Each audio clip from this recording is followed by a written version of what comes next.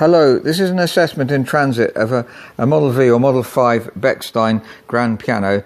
Is about 2 meters long, 6 foot 7 inches long.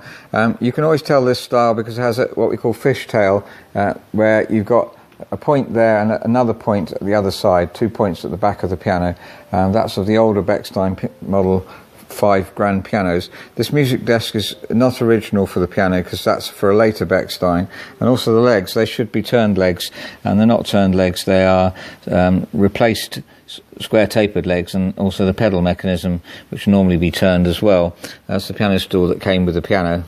The piano's been in an institution, and well, the key tops are not in very good condition, as you can see. They seem to have, some of them been come off and been stuck back on. You can tell that by the strong line in the middle there, and then we have several that are chipped. If this was a stock piano, we would replace these probably. I don't think we'd attempt to rescue the ivory keys here. That is possible, but it's a very long job. Replacing them is quicker and would look very special, very immaculate too. Well, the piano's been restrung at some stage. That's not the original logo on the soundboard either. That should be a badge on there. And you can see also here, we've got the number here, which is not the correct number of the piano, I don't think. This is the number underneath the piano, 7193, and that should correlate. It should be about 3 times that number is really the correct number for the top. So it's probably about 1889. The casework on the piano is typically crazed, which you get on older Bechstein grand pianos. It really needs refinishing, and normally we'd refinish it in the black polyester. Black polyester is a typical modern finish on pianos these days. There are some bass strings missing on the piano. As you can see, there's those gaps. There's 2 bass strings missing. The soundboard's also got several cracks on it, indicating that it's dried out. If we restored the piano, we'd repair the cracks and also refinish the soundboard. There we can see some more cracks on the soundboard. Generally speaking, the cracks don't actually affect the tone of the piano, but they indicate that it's dried out and definitely need repairing when it's refinished. It's got the original tied action, which you get on all these old Bechsteins. There's another video about tied actions if you want to find out a bit more about that. It's been fitted with recovered hammers. They're quite worn. We'll listen to them in a minute, but they also, the regulation he's doing, these shouldn't be sitting on this rail, they should be up about here. That means that you're not really getting the right touch response. You can't play very quietly. There's some interesting feature here is that the action style is not normal Bechstein action style, even in this age of piano.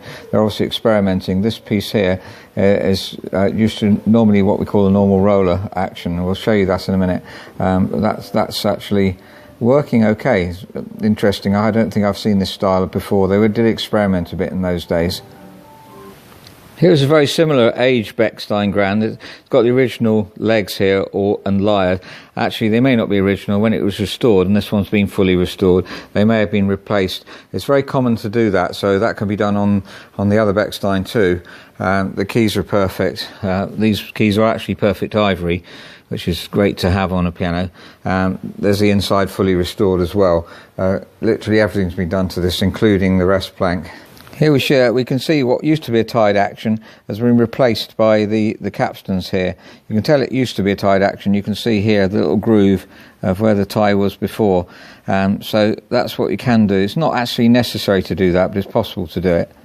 So returning to the other Bechstein, I've checked the tuning pins. They're a little bit on the loose side, so definitely a candidate for restringing, and it's slightly flat to concert pitch, so we would have to also, if we're going to pitch raise it, I'm almost certain that we're going to break perhaps another bass string, or very likely to, so definitely a candidate for restringing. Going back to the 1889 Bechstein, there's the tone really around this point here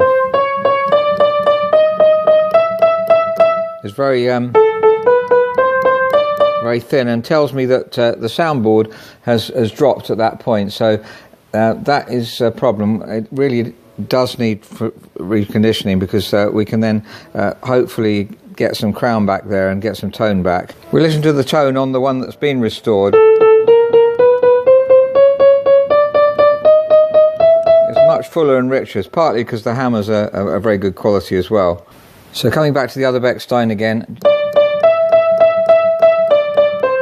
That kind of harsh, thin sound is because of the crown on the soundboard is lost. So let's listen to the tone of the piano as it is.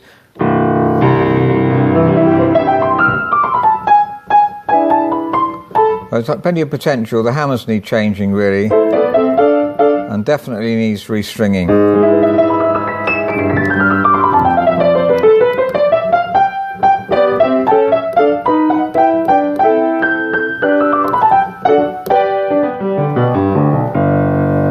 So thank you very much for listening.